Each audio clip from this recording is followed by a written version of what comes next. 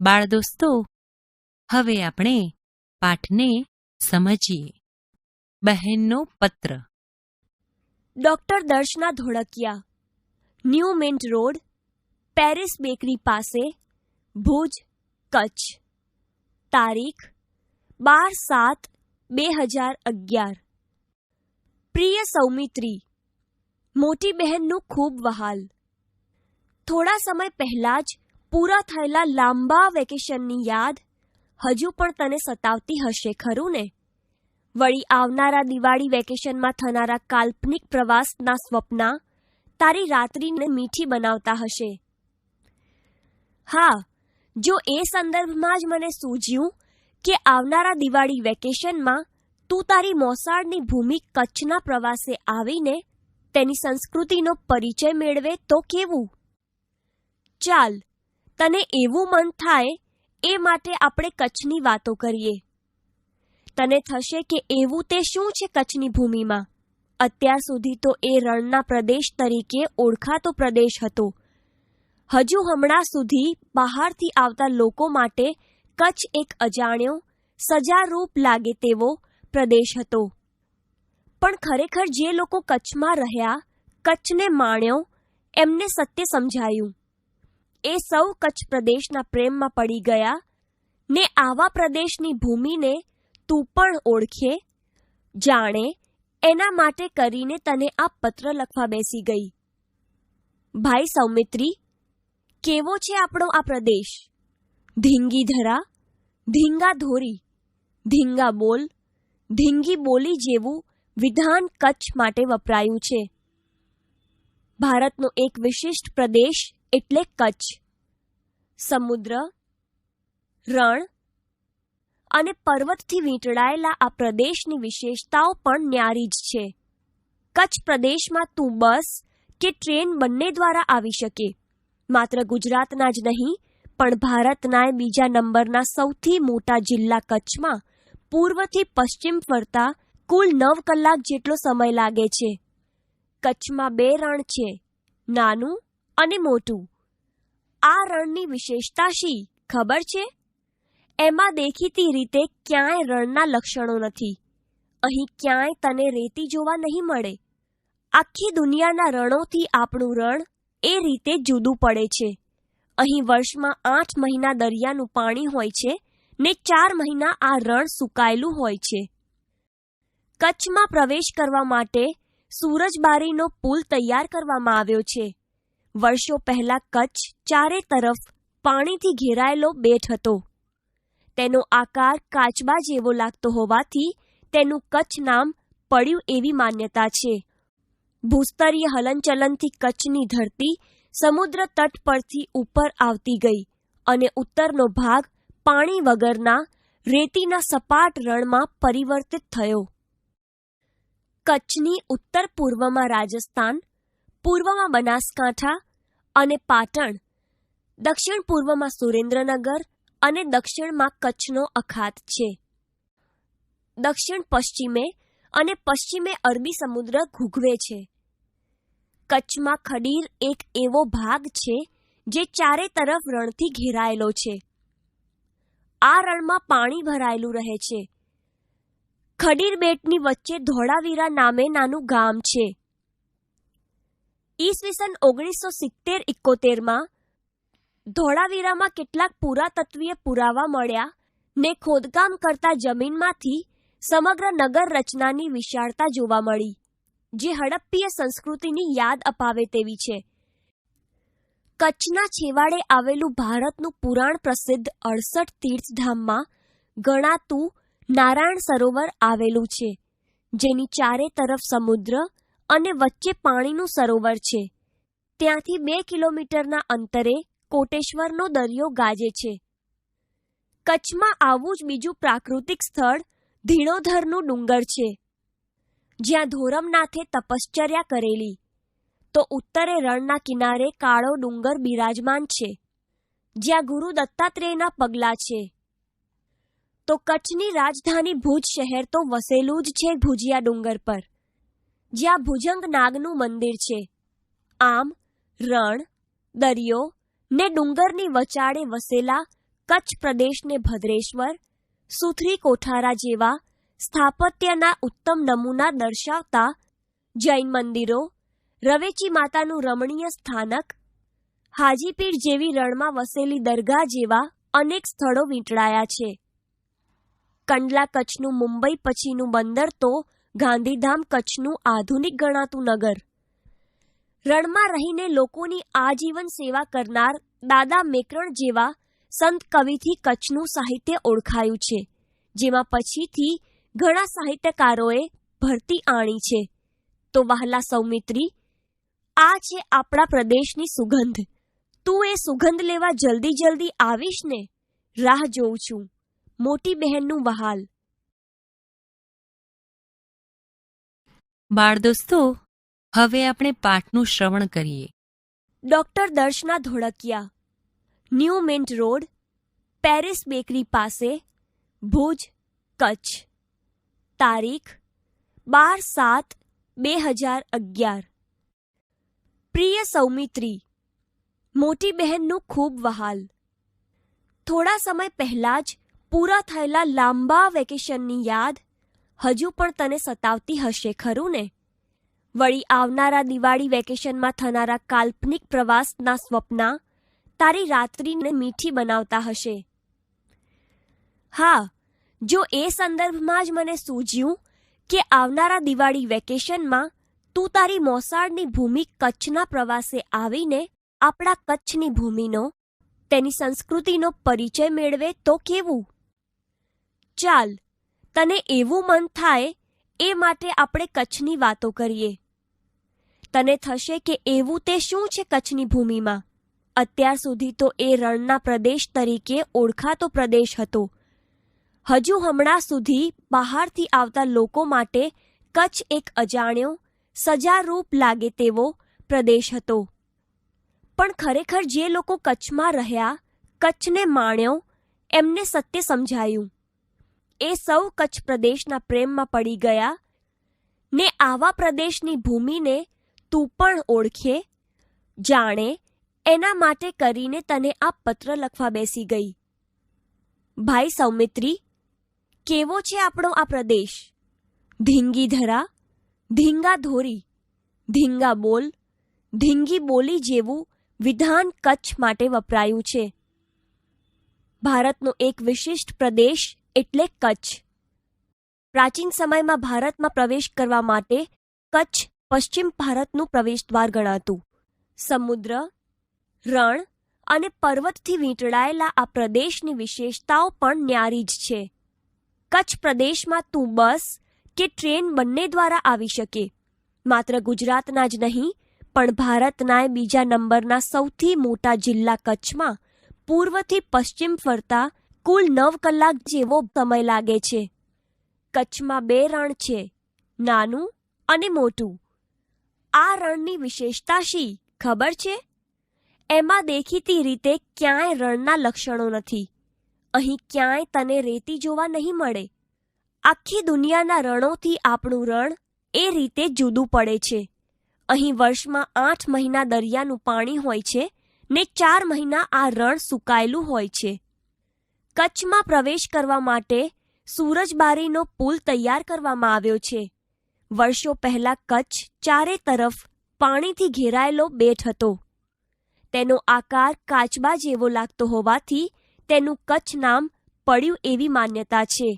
ભૂસ્તરીય હલનચલનથી કચ્છની ભરતી સમુદ્ર તટ પરથી ઉપર આવતી ગઈ અને ઉત્તરનો ભાગ પાણી વગરના, રેતી વગરના સપાટ રણમાં પરિવર્તિત થયો. કચ્છની ઉત્તર પૂર્વમાં રાજસ્થાન, પૂર્વમાં બનાસકાંઠા તથા પાટણ, દક્ષિણ પૂર્વમાં સુરેન્દ્રનગર અને દક્ષિણમાં કચ્છનો અખાત છે. દક્ષિણ પશ્ચિમે અને પશ્ચિમે અરબી સમુદ્ર ઘૂઘવે છે. કચ્છમાં ખડીર એક એવો ભાગ છે જે ચારે તરફ રણથી ઘેરાયેલો છે. આ રણમાં પાણી ભરાયેલું રહે છે. ખડીર બેટની વચ્ચે ધોળાવીરા નામે નાનું ગામ છે. ઈસવીસન 1970-71માં ધોળાવીરામાં કેટલાક પુરાતત્વીય પુરાવા મળ્યા ને ખોદકામ કરતા જમીનમાંથી સમગ્ર નગર રચનાની વિશાળતા જોવા મળી, જે હડપ્પીય સંસ્કૃતિની યાદ અપાવે તેવી છે. કચ્છના છેવાડે આવેલું ભારતનું પુરાણ પ્રસિદ્ધ 68 તીર્થધામમાં ગણાતું નારાયણ સરોવર આવેલું છે, જેની ચારે તરફ સમુદ્ર અને વચ્ચે પાણીનું સરોવર છે. ત્યાંથી 2 કિલોમીટરના અંતરે કોટેશ્વરનો દરિયો ગાજે છે. કચ્છમાં આવું જ બીજું પ્રાકૃતિક સ્થળ ધીણોધરનું ડુંગર છે, જ્યાં ધોરમનાથે તપશ્ચર્યા કરેલી. તો ઉત્તરે રણના કિનારે કાળો ડુંગર બિરાજમાન છે, જ્યાં ગુરુ દત્તાત્રેયના પગલાં છે. તો કચ્છની રાજધાની ભુજ શહેર તો વસેલું જ છે ભુજિયા ડુંગર પર, જ્યાં ભુજંગ નાગનું મંદિર છે. આમ રણ, દરિયો ને ડુંગરની વચાળે વસેલા કચ્છ પ્રદેશને ભદ્રેશ્વર, સુથરી કોઠારા જેવા સ્થાપત્યના ઉત્તમ નમૂના દર્શાવતા જૈન મંદિરો, રવેચી માતાનું રમણીય સ્થાનક, હાજીપીર જેવી રણમાં વસેલી દરગાહ જેવા અનેક સ્થળો વીંટળાયા છે. કંડલા કચ્છનું મુંબઈ પછીનું બંદર તો ગાંધીધામ કચ્છનું આધુનિક ગણાતું નગર. રણમાં રહીને લોકોની આજીવન સેવા કરનાર દાદા મેકરણ જેવા સંત કવિથી કચ્છનું સાહિત્ય ઓળખાયું છે, જેમાં પછીથી ઘણા સાહિત્યકારોએ ભરતી આણી છે. તો વહાલા સૌમિત્રી, આ છે આપણા પ્રદેશની સુગંધ. તું એ સુગંધ લેવા જલ્દી જલ્દી આવીશ ને? રાહ જોઉં છું. મોટી બહેનનું વહાલ.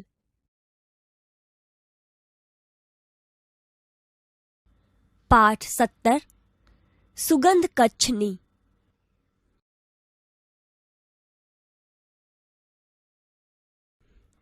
બાળ દોસ્તો, હવે આપણે લેખિકાના જીવન વિશે પરિચય મેળવીએ. સુગંધ કચ્છની એ એક પત્રલેખન છે, જેના લેખિકા છે શ્રીમતી ડોક્ટર દર્શના ચમનલાલ ધોળકિયા. તેમનો જન્મ 11મી જાન્યુઆરી 1962ના રોજ કચ્છ જિલ્લાના ભુજમાં થયો હતો. લેખિકા શ્રી ડોક્ટર દર્શના ધોળકિયા હાલ કચ્છ યુનિવર્સિટીમાં ભાષા ભવનના ગુજરાતી વિભાગના અધ્યક્ષ અને પ્રોફેસર તરીકેની સેવામાં કાર્યરત છે. તેમણે નરસિંહ ચરિત્ર વિમર્શ, મહાભારત ચરિત્ર વિમર્શ, આઠે પહોર આનંદ રે, પરિચય પર્વ જેવા 14 જેટલા પુસ્તકો લખ્યા છે. તેમને ડોક્ટર જયંત ખત્રી બકુલેશ પારિતોષિક અને ડોક્ટર પ્રમોદકુમાર પટેલ વિવેચન પારિતોષિક જેવા પુરસ્કારો પ્રાપ્ત થયા છે. બાળ દોસ્તો, સુગંધ કચ્છની એ એકમમાં લેખિકાએ પત્રના માધ્યમથી કચ્છના જોવાલાયક સ્થળો વિશેની માહિતીનું રસપ્રદ શૈલીમાં સુંદર રીતે વર્ણન કર્યું છે. ભાષા સજ્જતા. બાળ દોસ્તો, આજે આપણે પત્રલેખન વિશે જાણકારી મેળવીએ. બાળ દોસ્તો, પત્ર યોગ્ય અને સરસ રીતે લખાય એ માટે અહીં આપેલી કેટલીક બાબતો ધ્યાનમાં રાખવાની ઘણી અગત્યની છે અને એની કાળજી પણ લેવી જોઈએ. 1. સરનામું. 2. સંબોધન. 3. પત્રનું કથન. 4. અન્ય સમાચાર. 5. સમાપન. પત્રનું સરનામું. પત્ર લખનારે પોતાનું સરનામું હંમેશા પત્રના મથાળે જમણી બાજુ લખવું જોઈએ અને તેની નીચે જે દિવસે પત્ર લખો તે દિવસની તારીખ લખવી જોઈએ. ત્યારબાદ જેને પત્ર લખ્યો હોય, એટલે કે જે વ્યક્તિને મોકલવાનો હોય, તેનું પૂરેપૂરું નામ, સરનામું પોસ્ટકાર્ડ કે અંતરદેશીય પત્રમાં આપેલા ચોક્કસ ખાનામાં જ લખવું જોઈએ. પત્ર લખનારે નામ સરનામું એવી રીતે લખવું જોઈએ કે જેથી પત્ર સહેલાઈથી મળી જાય અને ચોકસાઈથી બીજી વ્યક્તિ વાંચી શકે તેવા અક્ષરોમાં લખેલું હોય. પત્ર જે સ્થળે મોકલવાનું હોય તે સ્થળનો પિનકોડ નંબર અવશ્ય લખવો જોઈએ. નામ સરનામું વાંચો અને સમજો. છગનલાલ કેશવલાલ મહેતા, નીલકમલ એપાર્ટમેન્ટ, ભાવનિર્જર સામે, સેટેલાઇટ, અમદાવાદ. પિનકોડ નંબર છે 380015. તારીખ છે 13મી ઓગસ્ટ 2011. ઉપરના નામ સરનામામાં તમે જોશો કે પત્ર લખનારે પોતાનું સરનામું પત્રના મથાળે જમણી બાજુ લખ્યું છે. પત્ર જે સ્થળે મોકલવાનો છે તે સ્થળનો પિનકોડ નંબર લખ્યો છે અને તેની નીચે જે દિવસે પત્ર લખ્યો છે તે દિવસની તારીખ લખી છે. ઉપરના સરનામામાં તમે જે પિનકોડ નંબર જોયો તેમાં પ્રથમ આંક 3 બતાવે છે કે પત્ર ગુજરાતમાં મોકલવાનો છે અને તે પછી 80નો આંક ગુજરાતનો વિસ્તાર સૂચવે છે, કેમ કે આખા ભારતને 1 થી 9ના આંકડામાં વહેંચી દેવાયું છે. જેમ કે દિલ્હીનો આંક 1, ગુજરાતનો આંક 3, મહારાષ્ટ્રનો આંક 4, એ રીતે બધા જ રાજ્યોને આંક આપવામાં આવ્યા છે. સંબોધન. જે વ્યક્તિને પત્ર લખવાનો છે તેની સાથે આપણો સંબંધ કેવો છે તે બાબત આપણે સંબોધનથી દર્શાવીએ છીએ. જેમ કે આપણા કોઈ વડીલ, દાદા, બા, બાપુજી, મોટા ભાઈ બહેન, શિક્ષક વગેરેને આપણે જો પત્ર લખતા હોઈએ તો એમને પૂજ્ય બાપુજી, આદરણીય શિક્ષકશ્રી એવું સંબોધન લખવું પડે છે. આપણાથી સરખી ઉંમરના ભાઈ બહેન કે મિત્રો હોય તો તેને પ્રિય ભાઈ, પ્રિય મિત્ર, વહાલી બહેન કે વહાલા ભાઈ એવું સંબોધન લખવું પડે છે. અને જો આપણાથી નાની ઉંમરના ભાઈ બહેન કે મિત્રો હોય તો તેને સંબોધન આપવા માટે ચિરંજીવી એ શબ્દનું ટૂંકું રૂપ ચી લખ્યા પછી નામ લખવું. જેવી રીતે પત્રલેખનની શરૂઆતમાં સંબોધન લખવું પડે છે એવી જ રીતે પત્રલેખનના આરંભ ને અંતે સંબંધ મુજબ આદર કે વિનયનું ઉદ્ગાર વચન પણ મૂકવું પડે છે. જેમ કે વડીલો હોય તો પ્રણામ કે વંદન, સમાન ઉંમરના ભાઈ બહેન કે મિત્રો હોય તો યાદ, શુભેચ્છા, સ્મરણ, ઉદ્ગાર વચન લખાય છે. જ્યારે નાની ઉંમરના ભાઈ બહેન કે મિત્રો હોય તો આશીર્વાદ કે આશીષ આપતા હોય એમ ઉદ્ગાર વચન લખાય છે. અહીં વાંચી જુઓ. પૂજ્ય બાપુજી. સાદર નમસ્કાર. પત્રનું કથન. આપણે જે હેતુથી પત્ર લખતા હોઈએ તેવા લખાણને પત્રનું કથન કહેવાય છે. પત્રનું કથન સરસ અને સ્પષ્ટતાથી લખવું જોઈએ. પત્રમાં જે કંઈ વિગતો લખી હોય તે બધી યોગ્ય ક્રમમાં લખેલી હોવી જોઈએ.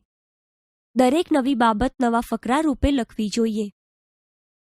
અંગત પત્ર માત્ર માહિતી પૂરતો ન હોવો જોઈએ. આપણે સામેની વ્યક્તિ સાથે જાણે નિકટતાથી વાત કરતા હોઈએ એવી રીતે પત્ર લખવો જોઈએ. પત્ર લખતી વખતે એવા યોગ્ય શબ્દો કે વાક્યો પસંદ કરવા જોઈએ કે જેથી આપણા ભાવો રજૂ થઈ શકે. અહીં વાંચી જુઓ. તમારો પત્ર મળ્યો. ખુશીના સમાચાર જાણ્યા. આનંદ થયો. સ્નેહા અને સરિતા ગરબા હરીફાઈમાં પ્રથમ આવ્યા છે. એ જાણતા મારું હૃદય આનંદથી ભર્યું ભર્યું બની ગયું. પપ્પા, તમે લખ્યું હતું કે પરીક્ષા પૂરી થતાં તું વહેલો ઘેર આવી જજે.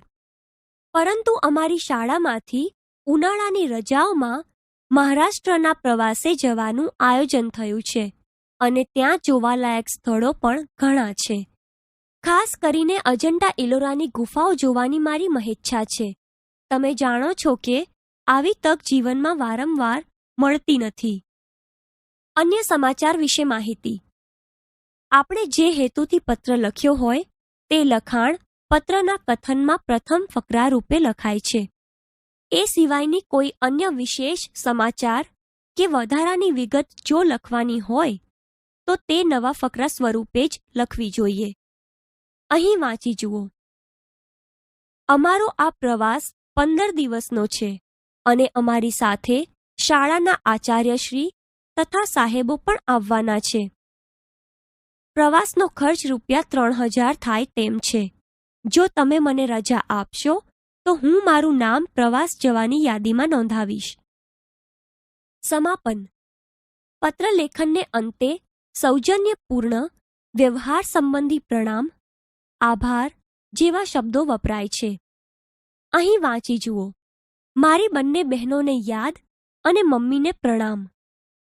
ત્યારબાદ લિખિતંગ શબ્દનું ટૂંકું રૂપ લી લખી તેની નીચે જે પત્ર લખે છે તે પોતાનું નામ લખીને પત્ર પૂરો કરે છે.